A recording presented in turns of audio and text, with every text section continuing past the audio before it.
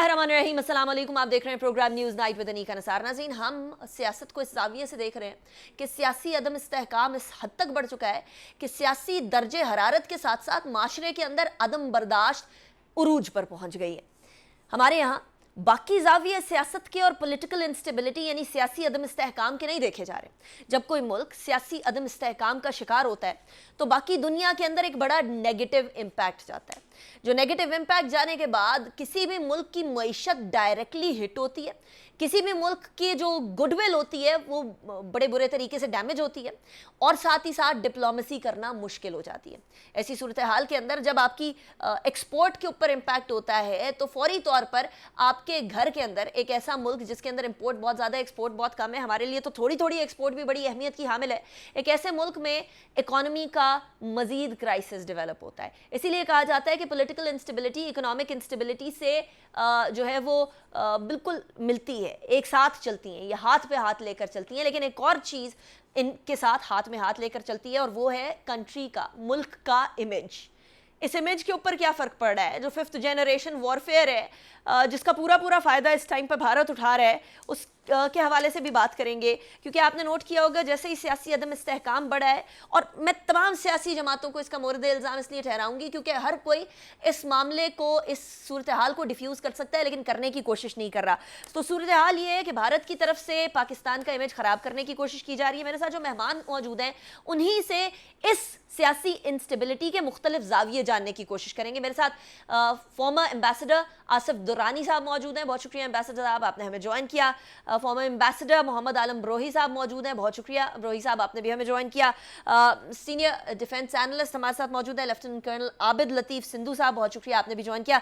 दुर्रानी साहब, सबसे पहला सवाल आपकी तरफ ही लेकर आऊँगी। पाकिस्तान के अंदर अदम इस्तेहकाम है, इस अदम इस्तेहकाम की वजह से हम लोगों को बहुत सारे इनस्टेबल ममालिक के साथ मिलाया जा रहा है बिलखुसूस अभी जो है वो श्रीलंका। हमें कभी कहा जाता है क्यूबा के अंदर ये हुआ, कभी कहा जाता है लेबनान में ये हुआ, अब श्रीलंका के साथ मिलाया जा रहा है और इसके साथ साथ हमारे दुश्मन इसका पूरा पूरा फ़ायदा उठा रहे हैं। आपके ख्याल में ये जो पॉलिटिकल इंस्टेबिलिटी है इसका फ़ायदा भारत को, हम एज अ मुल्क पाकिस्तान का इमेज टार्निश करने के अंदर मदद नहीं मिल रही? देखिए, ये we have to be specific. अगर आप फेटअप के कॉन्टेक्स्ट में बात करेंगी तो उसका जवाब अलग होगा, लेकिन अगर इंडिया के जो इल्ज़ाम है टेररिज्म का तो उसका जवाब बिल्कुल अलग होगा और उसके लिए जो हमारे डिफेंसेस वो बिल्कुल अलग हैं। और अगर आप बात करेंगे न्यूक्लियर डिसआर्मामेंट या मिलिट्री बैलेंस की तो वो उसका जो है जवाब मुख्तलिफ होगा। ये डिपेंड करता है। इंडिया ने कोशिश ज़रूर की है लेकिन मेरे ख्याल में उसको वो कामयाबी नहीं हुई। डिप्लोमेटिक फील्ड में मैं आपको यकीन दिलाता हूँ, इंडिया क्या कोई और भी जो है उसमें पाकिस्तान को कभी जो है वो नाकामी का सामना नहीं करना पड़ा। हाँ, हमें जो एम्बैरेसमेंट होती है वो अपने डोमेस्टिक सीन की वजह से होती है।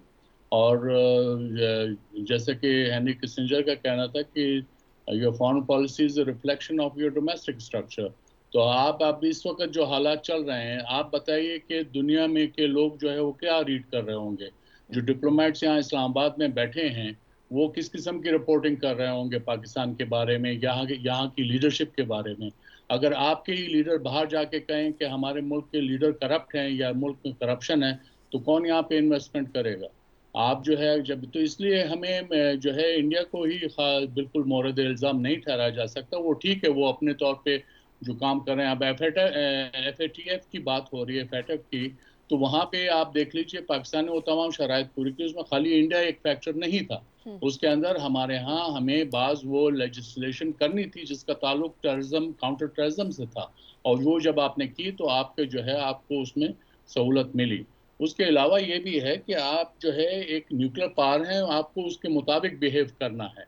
तो वो बिहेवियर जो है फॉरेन ऑफिस नहीं आप डिटरमिन कर सकता। फॉरेन ऑफिस जो है वो आपको सलाह मशवरा दे सकता है, आपको एडवाइस कर सकता है। करना जो है जो साहिब इक़्तिदार होते हैं उस वक़्त के, उनके हाथ में है। कि वो किस तरह से चाहते हैं इस मुल्क को आगे ले जाने में। जी अग्रीड अग्रीड। एम्बेसडर आलम ब्रोही साहब, बड़े बुरे तरीके से मुतासर हुआ, इवन फॉरेन ऑफिस के अंदर बड़े आजकल इस्तराब पाया जा रहा है वो साइफर वाले मामले के ऊपर, स्पेशली जो इल्ज़ाम लगाया गया कि फॉरेन ऑफिस ने कुछ छुपाने की कोशिश की है। इंटरनल मामलात यकीनन एक्सटर्नल मामलात के ऊपर इम्पैक्ट करते हैं और बड़ा बुरा इम्पैक्ट होता है पाकिस्तान की सूरत के अंदर, बिलखुसूस एक ऐसा मुल्क जो ऑलरेडी डिप्लोमेटिक सतह के ऊपर अपना वो इमेज भी बेहतर करने की कोशिश कर रहा है जो डोमेस्टिक, जिस तरह दुरानी साहब ने भी फरमाया कि वो जो डोमेस्टिक पॉलिटिक्स जिसको टार्निश कर देती है। मैं अब इस पॉइंट से स्टार्ट होना चाहती हूं जहां अभी हम खड़े हैं। जो डिप्लोमेटिक सतह के ऊपर हमें धचका हमारी डोमेस्टिक पॉलिटिक्स से पहुंच गया है, क्या हम इसको रिवर्स कर सकते हैं या नहीं? देखिए जी, आपको एम्बेसडर दुर्रानी साहब ने बताया कि आपकी डिप्लोमेसी जो है वो उसको आप अपने अंदरूनी हालात से जुदा नहीं कर सकते।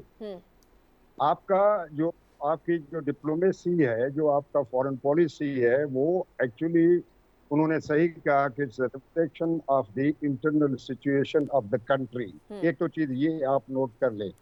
दूसरी चीज ये है कि आपने अभी डिप्लोमेटिक कैबिल का रेफरेंस दिया, तो जिन लोगों को हमारे फॉरेन ऑफिस में जो प्रोसीजर फॉलो किया जाता है उससे लाइलमी की बुनियाद पर, उसकी वजह से वो जो है वो गलत बातें करते रहते हैं। जहां तक डिप्लोमेटिक कैबिल्स का ताल्लुक है, जैसे वो आता है और डिसाइफर होता है तो वो चंद टॉप के जो लोग होते हैं, उसमें आपका फॉरेन मिनिस्टर होता है और उसमें आपका प्राइम मिनिस्टर होता है, उसमें और दूसरे प्रेसिडेंट होता है या दूसरे लोग होते हैं, वो सबको उसी वक्त कम्युनिकेट किया जाता है। इसको कभी नहीं छुपाया जाता। पहली चीज तो ये है कि डिप्लोमेटिक कैबिनेट के बारे में जो भी बातें हैं वो बिल्कुल लाजमी की वजह से लोग गलत बातें कर रहे हैं और स्ट्रीट से उठ के या 2 दिन मिनिस्टर रहकर वो ऐसे बातें करते हैं जैसे फॉरेन पॉलिसी के एक्सपर्ट्स हैं। इस तरह नहीं होता। न हमारे फॉरेन ऑफिस में ये प्रोसीजर है, न कैबिल को छुपाया जाता है। डिसाइफर होने के बाद जो प्रोसीजर में लिखा हुआ है, जो प्रैक्टिस है, उसको बिल्कुल पूरी तरह कंप्लीटली फॉलो किया जाता है। पहली चीज तो ये आप क्लियर कर ले जहन में। दूसरी चीज ये है कि हम इसको बिल्कुल रिवर्स कर सकते हैं अगर आप अपने अंदरूनी हालात को ठीक कर लें। अब जो है दुनिया बिल्कुल एक ग्लोबल विलेज है, इसमें आप किसी से जो है ना अपने मुल्क के हालात छुपा नहीं सकते। एम्बेसडर्स यहाँ आपके 7-80 मुल्कों के एम्बेसडर्स बैठे हुए हैं, वो तो अपने मुल्क को वो चीजें रिपोर्ट कर लेंगे जो शायद मुझे भी गवारा ना हो और आपको भी गवारा ना हो या किसी भी मुहब्बे वतन को गवारा ना हो, लेकिन वो अपने मुल्क को बिल्कुल हकीकत बताते रहेंगे कि यहाँ हालात कैसे हैं और किस तरह हैं। तो हम आपकी डिप्लोमेसी पे ये बिल्कुल इफेक्ट जो है ना इफेक्ट करती हैं, इम्पैक्ट छोड़ती हैं ये चीजें। तो दूसरी चीज ये है कि हम अपने अंदरूनी हालात को ठीक कर लें, पॉलिटिकल स्टेबिलिटी ले आए, अपने मुआशी जो हालात हैं, जो तकालीफ हैं, उनको दूर कर लें, मुल्क को अपने पाँव पे खड़ा कर दें, तो आपकी डिप्लोमेसी खुद ब खुद जो है ना वो ऊपर आने लगेगी। इस तरह नहीं होता कि आप एम्बेसडर्स बैठ के हवा में तीर फेंकते रहें और फिर आप उनको मुर्द इल्जाम ठहराएं कि वो मुल्क के लिए काम नहीं करते। मैंने 30 साल फॉरेन ऑफिस में गुजारा है और मैं ये चीज ईमानदारी से कहता हूं कि पाकिस्तान के जो भी ऑफिसर हैं, एम्बेसडर्स हैं या लोग वहाँ काम करते हैं, उनसे ज्यादा मुहब्बे वतन मैंने और किसी और जगह या किसी मौके में नहीं देखा। राइट ब्रोही साहब, किसी की हुब्बुल वतनी पे तो ऑफ कोर्स कोई शक नहीं है। जो पाकिस्तानी है वो हुब्बुल वतन है, वो पाकिस्तान के झंडे तले जो है वो अपनी तरफ से पूरे काम करने की कोशिश करता है। But obviously the factors have to be factored in, especially domestic politics, international politics पे किस तरह इंपैक्ट करते हैं। ब्रोही साहब, I will come back to you. कल साहब मैं आपकी तरफ आऊंगी। ये अभी आपने दुरानी साहब और ब्रोही साहब की बात सुनी, 5th जनरेशन वॉरफेयर का हम बड़ा जो है वो चर्चा सुनते रहे कि 5th जनरेशन वॉरफेयर अब शुरू हो गई है और 5th जनरेशन वॉरफेयर के अंदर किसी दुश्मन को एज डायरेक्ट हिट करने की आपको ज़रूरत नहीं होती। अब वो आपको इंटरनली इतना वीकन कर देता है कि उसके बाद फिर आप किसी बैरूनी क़ुव्वत से लड़ने के काबिल नहीं होते। और एट दिस पॉइंट जो हमारी बीच की खलफशार है वो इस कदर बढ़ गई है कि हमारे आसपास के दुश्मन, बिलखुसूस इंडिया, बाकी दुश्मनान इसका पूरा पूरा फायदा लेने को तैयार होंगे, और हम लोगों ने इसको in form of increase terrorist activity देखा भी है। इंटरनल पॉलिटिक्स को कितना ज़्यादा ज़रूरी है कि उसको काम डाउन किया जाए, सेटल डाउन किया जाए, और ये पॉसिबिलिटी भी आपको नज़र आ रही है इस पॉलिटिकल हाइप में? जी देखिए, आपने जैसे कहा फिफ्थ जनरेशन वॉरफेयर, ये बेसिकली जो वॉरफेयर की प्री काइनेटिक वॉरफेयर की एक फॉर्म है जी। यानी कि काइनेटिक होने से पहले, हॉट होने से पहले जो डिफरेंट मींस अडॉप्ट किए जाते हैं उनको हम प्री काइनेटिक वॉरफेयर कहते हैं। इसमें देखें, ये जो फिफ्थ जनरेशन वॉरफेयर है, इसका जो मेन सेगमेंट है वो political warfare, legal warfare, economic front और सोशल फ्रंट इसका मेन जो है वो मेन कंपोनेंट है। अब आप हमारी सोसाइटी को देखें, जैसे आपने कहा कि जी पॉलिटिकली अनिका जैसे सोसाइटी हमारी डिवाइडेड है और डिवाइड हो रही है, और एक पॉलिटिकल एक इंस्टेबिलिटी है, तो नेचुरली जब जिस मुल्क में एक पॉलिटिकल इंस्टेबिलिटी होगी तो वो, जैसे अभी एम्बेसडर साहब भी कह रहे थे, जैसे दुरानी साहब ने कहा, जैसे मलिक साहब ने कहा, देखें अब खाली केबल और साइफर जो है वही आपका इमेज बाहर पोर्ट्रे नहीं करता जो कि एम्बेसडर या एक फॉर्मल चैनल के थ्रू है। अब तो ग्लोबलाइजेशन की वजह से, अब तो ट्विटर की वजह से, अब तो फेसबुक की वजह से, स्काइप की वजह से जो कुछ आपकी कंट्री में हो रहा है लोग उसको लाइव देख रहे हैं, और जो डिसीजन मेकिंग है बाहर की कंट्रीज में वो आपको पता होगा कि वो पब्लिक ओपिनियन पे बहुत ज़्यादा डिपेंड करती है।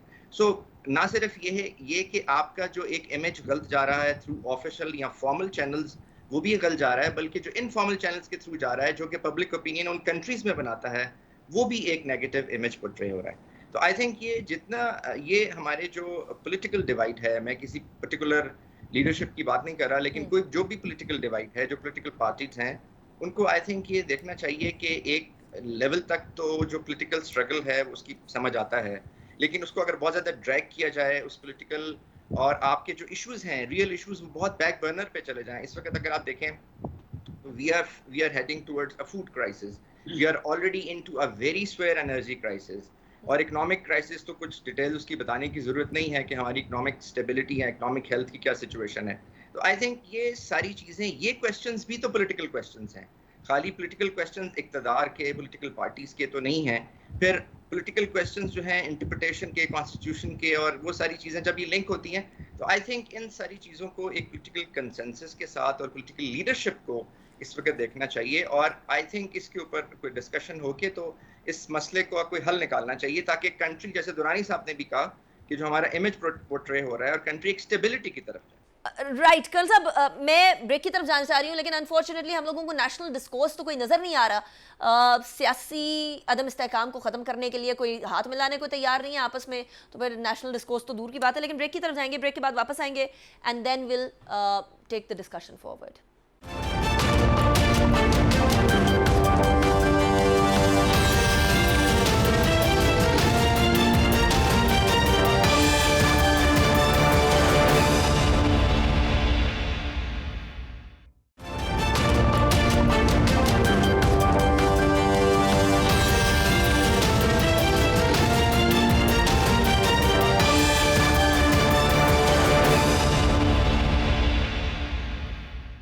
Welcome back after break. Durrani साहब, कमिंग टू यू।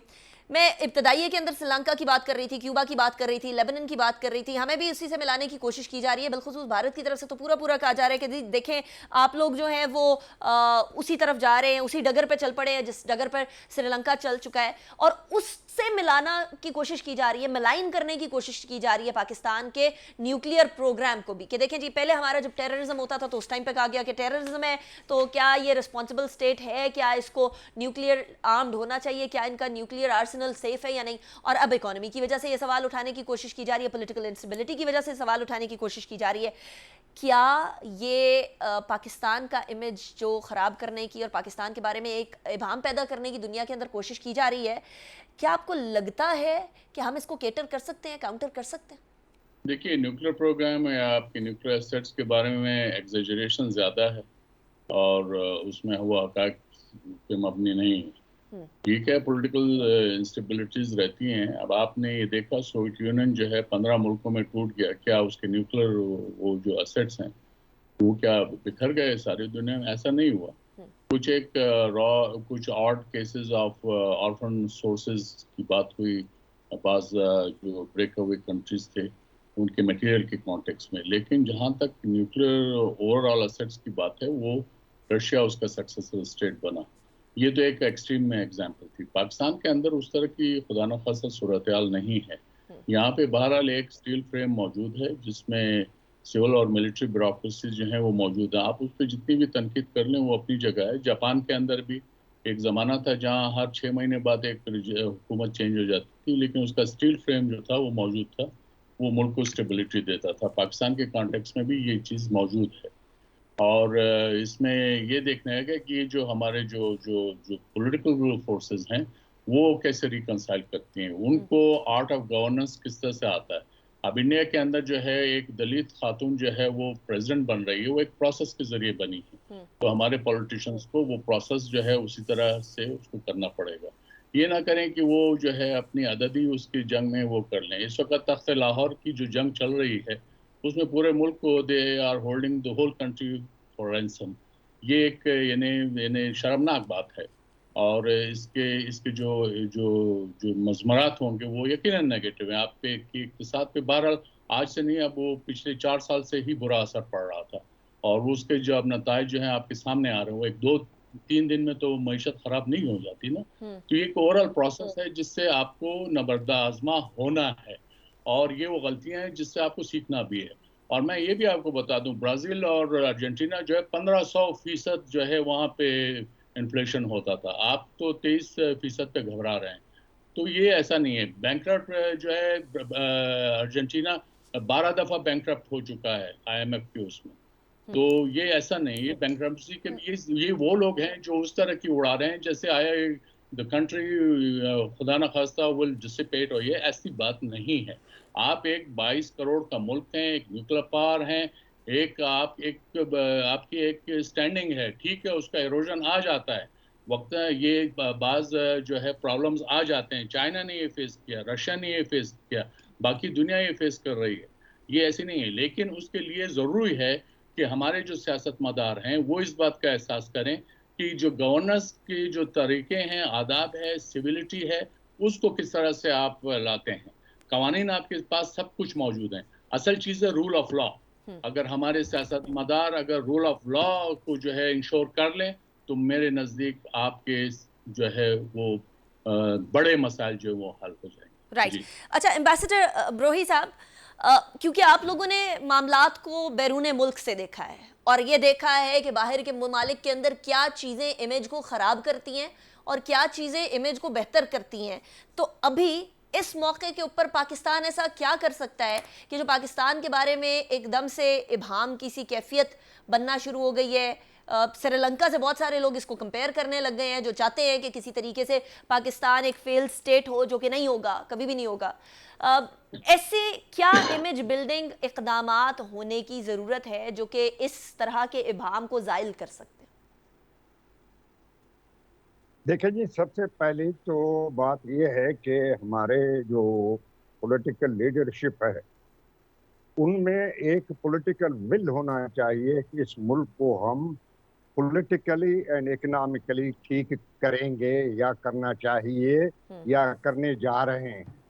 ये पॉलिटिकल जो विल है ये इस वक्त तक मफकूद है और किसी तरफ से भी मुझे उस किसी भी पॉलिटिकल पार्टी में या लीडर में ये चीज़ जो है ना मुझे वाज़ेह नज़र नहीं आ रही कि ये जो है ना उनमें ये पॉलिटिकल विल मौजूद है। पहली चीज़ ये है कि पाकिस्तान को इस वक्त तक जिन भी लोगों ने रूल किया है, जिसको हम अपने ज़ुबान में अशरफिया कहते हैं, उसमें ब्यूरोक्रेसी भी शामिल है, तो वो सिविल एंड मिलिट्री और हमारे जो जागीरदार हैं, जो जमींदार हैं, जो इंडस्ट्रियलिस्ट हैं, ये सब सारे उसमें शामिल हैं। आखिरकार हमने अगर हमारे पास इस वक्त इकोनॉमी को ठीक करने के लिए अगर हमारे पास बिल है तो इसके लिए जो है ना फॉर रीचिंग किस्म के जो रिफॉर्म्स हम क्यों नहीं करते। पहली चीज़ ये है कि 70 साल 75 साल में हमने ज़रूरी जो इस्लाहात हैं उनको उन पे अमल क्यों नहीं किया अभी तक हमने।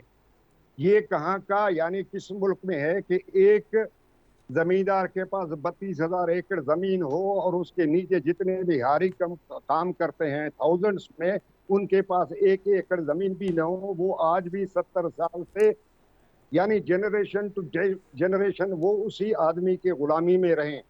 और हमारे इंडस्ट्रियलिस्ट में भी देखिए, पाकिस्तान एक कौम है और 4 सूबाई इकाइयों पे मुश्तमिल है। आखिर इन इकाइयों के दरमियान आप जब तक इंसाफ बरकरार नहीं रखेंगे और अपने ये इकोनॉमिक और पॉलिटिकल रिफॉर्म्स उन सब में अगर आप नाफिज नहीं करेंगे तो आप किसी तरह भी कामयाब नहीं हो सकते। अब इकोनॉमी की बात है, हमारे पास पैसे नहीं है, राइट, हमने इकोनॉमी को ठीक करना है। मुझे आज तक बताएं कि गवर्नमेंट ने कौन सा ऐसा कदम उठाया है जिससे कि सारा बोझ अशरफिया पे आ जाए और अवाम पे नहीं आए। सही, इलेक्ट्रिसिटी बढ़ाते हैं, उसका अल्टीमेट जो है इम्पैक्ट गरीब आदमी पे आता है। पेट्रोल बढ़ाते हैं तो इम्पैक्ट उसका अल्टीमेट जो है ना वो गरीब आदमी पे आता है। अगर आपका एग्रीकल्चर जो प्रोडक्ट कम होता है उसका इम्पैक्ट जो है आपके छोटे जमींदार पे आता है या फिर जो है फार्मर है उस पे आता है।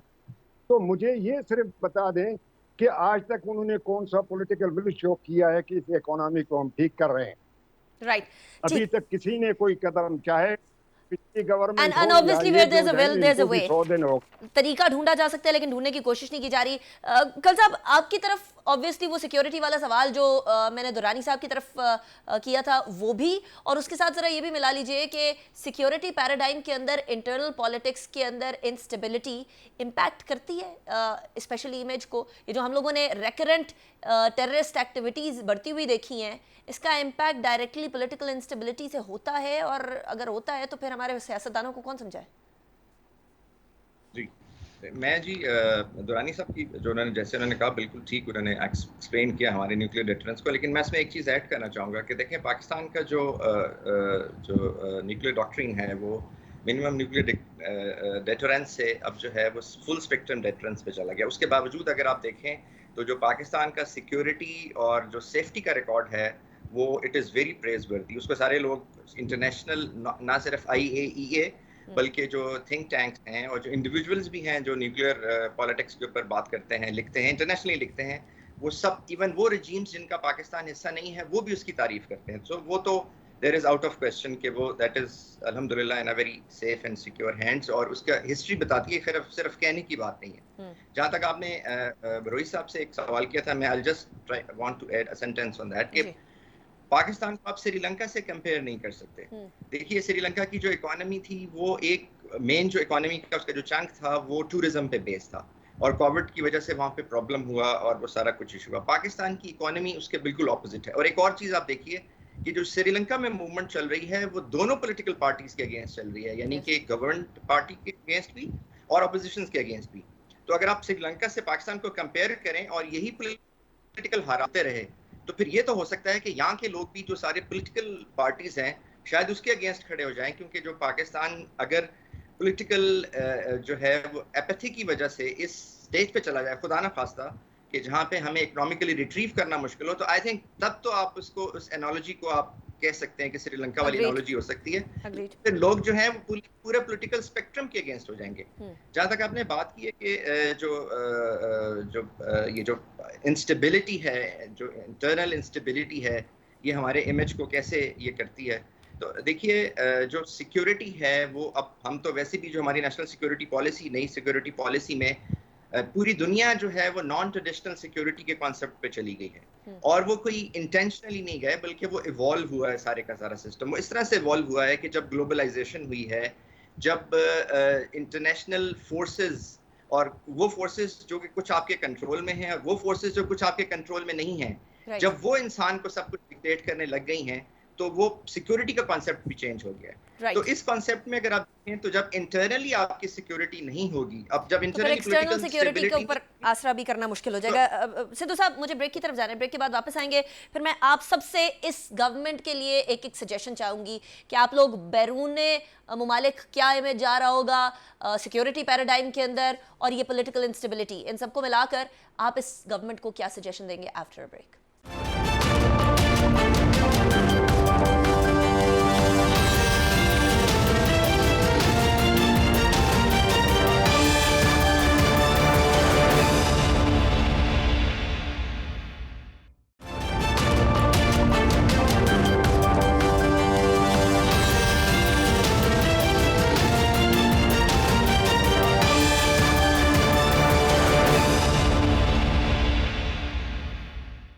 वेलकम बैक आफ्टर ब्रेक पे जाने से पहले हम उन जावियों की बात कर रहे थे पॉलिटिकल इंस्टेबिलिटी की जो कि नॉर्मली लोग नहीं किया करते। ही सेड शी सेड से आगे बढ़ के हमें रेपरकशंस देखने होंगे कि हर कदम का एक बहुत बड़ा और बड़े दूर रस नताइज होते हैं। दुरानी साहब, ब्रेक पे जाने से पहले मैंने एक सवाल छोड़ा था कि आप इस गवर्नमेंट को क्या सजेशन देंगे कि वो पॉलिटिकल इंस्टेबिलिटी को किसी तरीके से कम कर सके और हमारे जो बैरून मुल्क भी इमेज जा रहा है, हमारी सिक्योरिटी के ऊपर भी इम्पैक्ट हो रहा है, इकोनॉमी पे भी इम्पैक्ट हो रहा है, कैसे इसको केटर करें? देखिए, पॉलिटिकल इंस्टेबिलिटी तो पॉलिटिशियंस खुद ही दूर कर सकते हैं। उससे किसी और से एक्सपेक्ट करना जो है वो मेरे ख्याल में उसका हल निकलेगा भी नहीं। और मेरे ख्याल में पॉलिटिशियंस को अगर जो है मौका मिले तो वो कर भी सकते हैं। ऐसे बाज यानी शवाहिद मौजूद हैं माजी में, तो उनको मौका मिलना चाहिए, वो करें। और जहाँ तक मुल्क में स्टेबिलिटी की बात है तो डेमोक्रेसी के ज़रिए आ सकती है, ऑटोक्रेसी से भी आ सकती है, लेकिन बहरहाल दुनिया में जो इस वक्त और हम जो जिस चीज़ के पीछे पिछले 75 साल से कोशां हैं वो डेमोक्रेसी है। और डेमोक्रेसी जो है वो प्रैक्टिस करने से आती है। ये कोई ऐसा नहीं है कि कोई पैराशूट करके आप डेमोक्रेसी मुल्क में ले आएं या ऐसा कर लें कि जी कोई कट एंड पेस्ट सॉल्यूशन है डेमोक्रेसी का। ऐसा नहीं, ये प्रोसेस है। आपको प्रोसेसेस अलाउ करने पड़ेंगे। इस मुल्क में करप्शन, अगर करप्ट लोग हैं उनको आपने जो मुल्क के नॉर्मल कवानीन है उनके मुताबिक डील करना होगा। इस मुल्क के अंदर कोई अगर कॉन्स्टिट्यूशन को जो है वो एब्रोकेट करना चाहता है या उसके फिडल करना चाहता है, उसकी कवानीन मौजूद हैं। कानून तो यहाँ तक है कि आप 4 इंच का चाकू जो है वो नहीं रख सकते अंडर पीपीसी, लेकिन ये वो मुल्क है जहाँ पे क्लाशनकोव के लाइसेंसेस भी इशू होते हैं जो हम ना प्रोड्यूस करते हैं, ना एक्सपोर्ट करते हैं, ना इम्पोर्ट करते हैं। तो ये रूल ऑफ लॉ का इरोजन हुआ है। Democracy without rule of law is anarchy. तो ये आपको ये देखना है कि ये यार्डस्टिक आपको सामने रखनी होगी कि हमने डेमोक्रेसी के कॉन्टेक्स्ट में एनार्की को कितना पनपने दिया है, हमने रूल ऑफ लॉ को कितना इरोड किया है। और हाँ, ये है कि ये जो हम जितने जो अदारे हैं डेमोक्रेसी के अंदर वो अपने दायरे के अंदर काम करते हैं। पॉइंट नोटेड दुरानी साहब। रोही साहब, वेरी क्विकली सॉल्यूशंस। देखें जी, मैं तो ये कहता हूं कि इस वक्त we are too divided to be reconciled. Nationally मैं बात करता हूं कि हमारे पास इतनी पॉलिटिकल डिवाइड है, पोलराइजेशन है कि अब इन सियासतदानों का एक जगह पे बैठ के इस मुल्क को इस क्राइसिस में निकालने का न इनकी कैपेसिटी है, न बिल है इनके पास, न ये अपने जो है ना मुफादात से, पॉलिटिकल मुफादात से आगे देखने की सलाहियत है इनमें। तो मैं तो ये कहूँगा कि इस गवर्नमेंट को मुल्क के मुफाद को अजीज रखते हुए फौरन जो है वो इलेक्शंस की तरफ जानी चाहिए, असेंबलीज को डिसॉल्व करके एक मजबूत गवर्नमेंट बनाए के बाद जो है वो इलेक्शन में जाएं और अपना नया मैंडेट लेकर इस मुल्क को इस क्राइसिस से निकाल दें।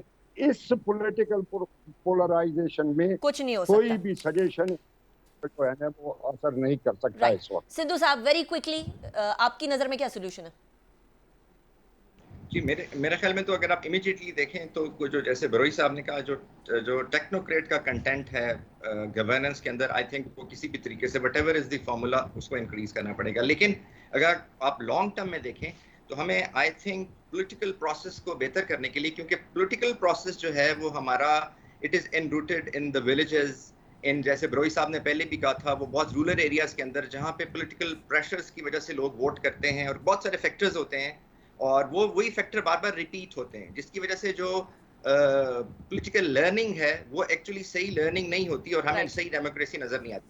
वो चेंज आएगी उस वक्त जब आप इकोनॉमिक चेंज लेके आएंगे कंट्री में और ग्रास रूट्स पे इकोनॉमिक चेंज लेके आएंगे जो एग्रीरियन बेस्ड होगी, जो local political economy based. Point noted Sindhu साहब। अब ये सारी चीज़ें इंटरलिंक्ड हैं और सारी चीज़ों को साइमल्टेनियसली मल्टी प्रॉन्ग स्ट्रैटेजी के जरिए भी सीधा किया जा सकता है अगर विल हो, जो विल की हम बात कर रहे थे। बहुत शुक्रिया लेफ्टिनेंट कर्नल आबिद लतीफ़ सिंधु साहब, आसिफ दुरानी साहब, बहुत शुक्रिया आपने ज्वाइन किया। मोहम्मद आलम ब्रोही साहब, आपका भी बहुत शुक्रिया। नाज़रीन, कोई भी इंस्टेबिलिटी किसी भी फॉर्म की मुल्क के अंदर थोड़ी सी भी हो, उसके बहुत सारे जाविये होते हैं। हम एक ही जाविये से उसको देखे चले जा रहे हैं, सियासत के जाविये से हम ये नहीं देख रहे कि लॉन्ग टर्म में पाकिस्तान के एक्सटर्नल इमेज को, पाकिस्तान की सिक्योरिटी को, पाकिस्तान की कोहेजन को, पाकिस्तान की नेशनल यूनिटी को, ये तमाम चीज़ें सियासत के पत्ते, ताश के पत्तों की तरह जो ये गेम खेली जाती है, ये खेल असल में पाकिस्तान के साथ खेला जा रहा है। तो इसीलिए ज़रा संभल के खेलिए ये गेम, ये ना हो कि पाकिस्तानी गेम बनकर रह जाए। अनीका निसार को इजाज़त दीजिए, अपना बहुत ख्याल रखिएगा। अल्लाह हाफिज़ नासर।